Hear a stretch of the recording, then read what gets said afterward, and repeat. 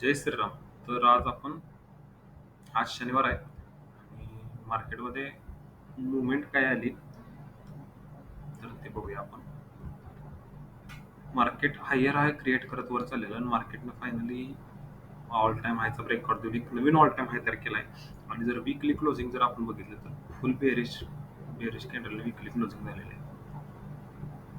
Same candle जर आपण बघायला गेलो तर इथं ही पण नाही.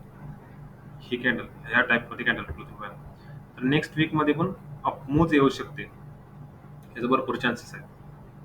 आपण आता डेलीत बघायला गेलो तर डेलीत मार्केटनं एक्झॅक्टली 50% फी रिट्रेसमेंट करून म्हणजे थोडं त्याच्यावरनच मार्केटने एक मुवमेंट दिलेली. म्हणजे मार्केटनं रिट्रेसमेंट केलं आणि एक मुवमेंट दिली. 4 आवरमध्ये जर आपण बघितलं वन वन डेली कॅन्डलमध्ये जर आपण बघितलं तर मार्केटमध्ये ही जी मुवमेंट आलेली आणि त्यानंतर ह्या 2 कॅन्डल पडल्या. त्यानंतर वाटायला लागलेलं की सगळ्यांना वाटायला लागलं की मार्केट खाली येईल. का तर हा रेजिस्टन्स ब्रेक फेक आउट एक झाला असं म्हणते. पण आपण ट्रेंड मोठ्या टाइम फ्रेमवर ट्रेंड बुलिश होता आणि रिट्रेसमेंटची वाट बघितली आणि इथपर्यंत असं टार्गेट होतं. तर जर आपण 4 आवरमध्ये जर बघितलं तर 4 आवरमध्ये ह्या झोनचा परफेक्टली ब्रेकआउट होऊन रिटेस्ट होऊन मार्केट वर निघाले.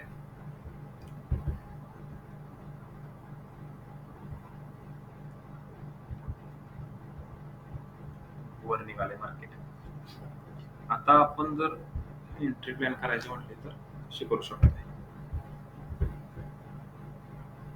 तुम्ही फी रिट्रेसमेंट लावून या 38 किंवा 50 किंवा 61 ह्या झोन पासून परत एक बाईंग आपण प्लॅन करू शकतो. 1 आवरच्या टाइम फ्रेमवर जर आपण आलो तर 1 आवरमध्ये एक्झॅक्टली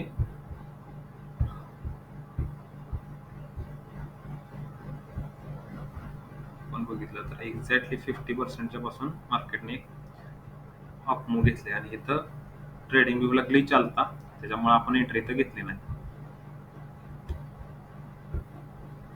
हा तर आपण आता नेक्स्ट वीक कसं मार्केट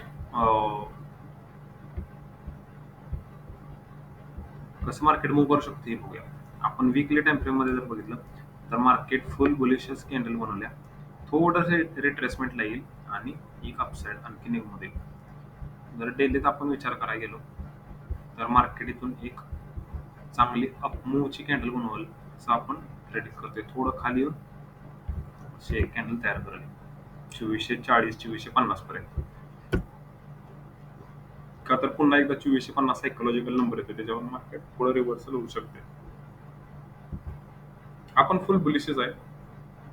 फक्त एक रिट्रेसमेंटची जर आलं तर रिट्रेसमेंट करायला मार्केट, नाहीतर इथूनच मार्केट असं अपमूव्ह देतच वर जाईल. मार्केटच्या जेव्हा आहे त्याला रिट्रेसमेंट करायचे आहे का नाही करायचे.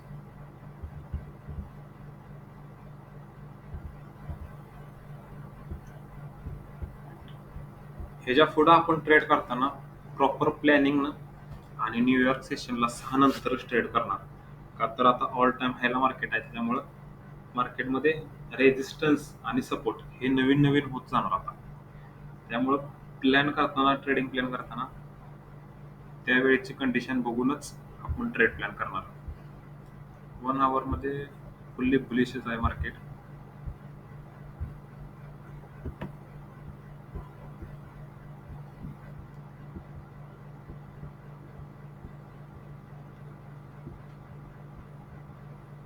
ह्या कॅन्डलनं पूर्ण लिक्विडिटी घेऊन नंतर मार्केटवर गेलं. ही कॅन्डल खाली आली, ह्या कॅन्डलची लिक्विडिटी घेतली आणि मग मार्केटने कापून दिली. लिक्विडिटी घेतल्याशिवाय मार्केट कुठं मुवमेंट करत नाही. तर गोल्डमध्ये असं आपलं बाईंग स्ट्रक्चर आहे, पण अजून कन्फर्म नाही की आपण कुठून बाय करणार काय होणार. त्याच्यामुळं जे काय अपडेट येईल ते मी तुम्हाला न्यूयॉर्क सेशनला सोमवारी सांगेन, न्यूयॉर्कच्या अगोदर.